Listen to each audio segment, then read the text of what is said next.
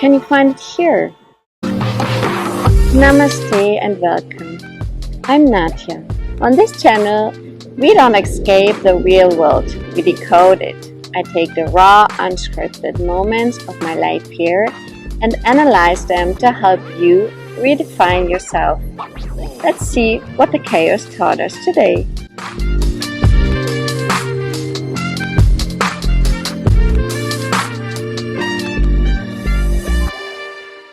Namaste, welcome back to me, myself, and I as in India.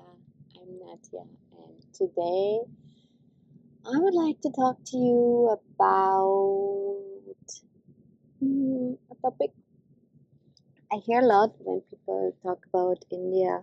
Um, when I first mentioned India, and I heard a lot of people saying, "Oh, I know someone who was in India, and this person did not want to go back." And I have been to India and I don't want to go back. It was so loud, so crazy, so noisy, so dirty, so many poor people, and all of this. And so I heard a lot of negative, and I always felt like when I arrived in India, I just felt like it's weird. I just felt like it's just good. It's good to me. It's good. I kind of need to be here. I I can't explain it differently. And I think this is special to me, but I do believe that for everyone there are those places. We just need to listen to it, to the vibrations when they come up, and feel it, like really listen to it, because we all have a different life path and plan, and we all have different ways, and not everyone is meant to be in India or in Mexico or in Germany. And some people are not meant to leave the country either. And that's also fine, because not everyone can wander around, right? Um, so when you have like a calling for a country, or when you have a calling for a place, or when you get a certain offer at work, it's very likely that, like an offer at work to go to a different country or different place, it's very likely that this place has something to do with your story. There is something you have to go and explore. There's something you have to maybe close. Um, some places we have to go to some places to close things, and you have to go to some places to open new chapters also, or to finish some chapters from past lives.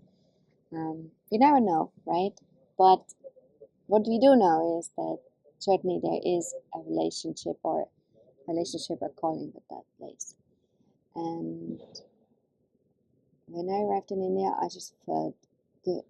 And everyone always asked me, like, how are you, like, coping with that place, or how are you, like, getting along with it? And I always say that you need to find that peace in that crazy world. It's yeah, I can't describe it differently, like, because now it's very quiet here, but when you're in the big cities or when you go down, it is very loud and noisy. It's just not in all places, but in many places. And you just need to find your way. You need to find your own space in that place. And I do believe this is for every country. You just need to find yourself in that country. And when I move around, I don't feel like I'm different, but obviously I look different. So people make me be seen different, but I don't feel different. And I forget about it sometimes, But then, like, I get remember because many people start me, then I'm like, okay. But like in their moments where I just don't, I just normal, I just like, I'm just part of it. And I think those are the best moments. And the other day was funny because I went to temple. We went to a temple, and I went. My husband and I, and we took my husband's brother's kids. I don't know what that relationship is with me. I'm very bad in those relationship things. And so we went to the temple, and some people asked me for a picture, and we took the picture. And then she asked me, like, why did they want to have a picture with you? And I said, well, like, because I look a little bit different. And she said, oh, I know why, because you speak English. But all Indians speak English. And it was so wonderful because for her, that little girl, she it was just not that I'm different. You know what I mean? Like, she was not, for her I'm just me. For her I'm just that girl, and I like her, and that is what matters. She speaks only English. I can't speak Hindi to her, but that's okay. And that's it. And just it was just so wonderful because we grow up like being so, like, we grow up like just free, as a free mind, and then we get conditioned, and then we get like um told, or we think that this is different, this is special, this is better, this is not so good. And not so good, for example, in India everyone wants like light skin, and in the Western world we all want dark skin, right? It's so funny. Like, here you get all the products of to make your skin lighter, and like all kind of products you can imagine, like face wash for brighter skin, scrub for brighter skin, body cream for brighter. Everything needs to be lighter and brighter, and in the Western world you get like toning and tanning and the darker, and like to get it even more dark. So it's just the opposite. You always want what you don't have, right? And it's interesting. But for that little girl, it was just, there was no such thing. It was just me. And I just loved that. That was so beautiful. And I can only remind you all of that we should be more child again. We should be more innocent again. We should be more seeing the world with those eyes of exploration, and no tax on it, no, this is bad, this is good, this is dangerous, this is not, this is expensive, this is not, this is, I can't afford this, I need to do this, I can't do that. Like, we put so many tax on the stuff every day, and I just invite you to remove all of them for some time, because it's so beautiful and so light and so just easy flowing. And as you can see, India teaches me so many lessons every day. And it's one reason why I did this podcast here, because I want to share all of this, and because I feel like I want to express all of this, because I want to express. I need to express.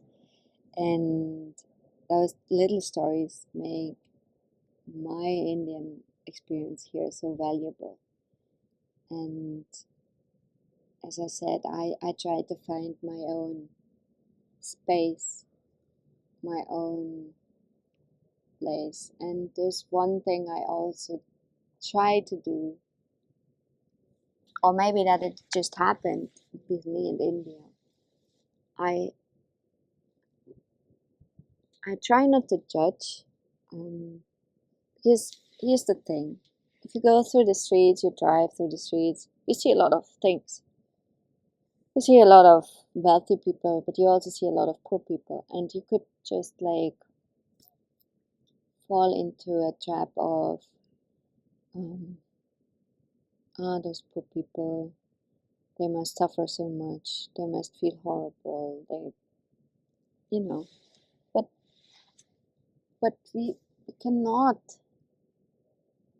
put those tags on those people, those situations, because we don't know their reality. No, I don't say that they're actually doing fine. I don't say this, but actually I don't know. I have not been there. I did not ask them personally. Are there differences? Yes. But sometimes also we just assume things. Let's say when I was with my husband in the hospital, and he was in the hospital, and I came visit him all the time. There were other people in the hospital also with him in the room, and they were actually very, very wealthy farmers, and they enjoyed, all of them, eating on the floor. They were just eating on the floor. And for us, or for me, coming from a Western background, like Western world, we don't eat on the floor. We eat on a table, we sit on a chair. This is what we do, right? And you would assume that educated people, they don't eat on the floor, or wealthy people don't eat on the floor. Educated and wealthy is also not the same. Sorry for that. But like you would assume that they don't do, but it's not true. They do, because this is what they used to do. They always did it. They like it like that. And it's just like that. So you cannot judge, and we had that episode, judge the book by its cover. You cannot judge that. And that's why I recommend, when I go through the streets, I soak it all in, but I don't put tags on it. I just see. I just see, I just see, I just see. And I just say, oh, that situation, that, okay, look here, look there. But I don't try to judge. I say try because, sometimes it happens. I mean, I'm only human also, and it happens sometimes, but I try not to. And it helps me actually to go through it. I'm not closing my eyes, I'm not ignoring it. I'm seeing, I'm acknowledging, but I'm not trying to get beyond what I actually see. I only see, and that's it.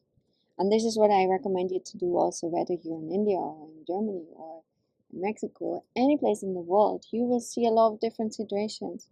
And I just invite you to just like actually see and not judge, because you're never in that situation. You're never this person. You don't know how this person feels, because you are not that person.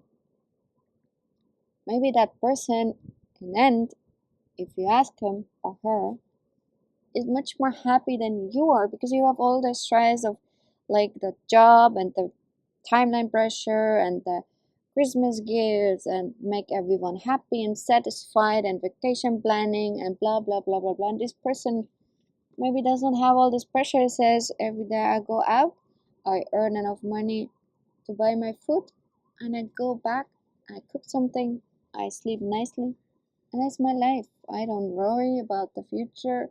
I don't worry about the past. I don't worry about Christmas gifts, vacations, flights, time pressure, deadlines, my boss, anything. Like we cannot compare. We don't know how those lives are, and we should never say that this is worse or better.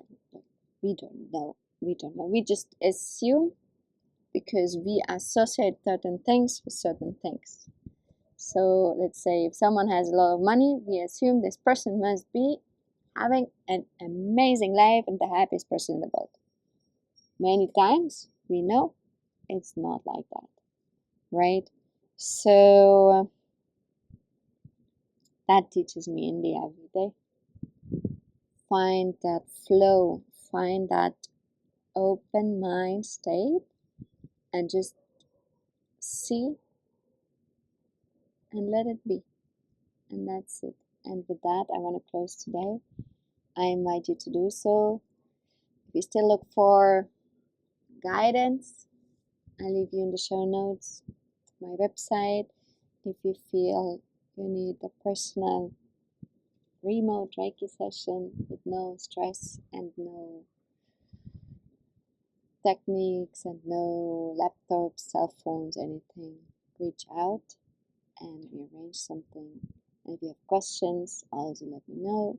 If you want any specific topic I should address in this podcast, also you can text me, write me, DM me, follow on Instagram, all those things.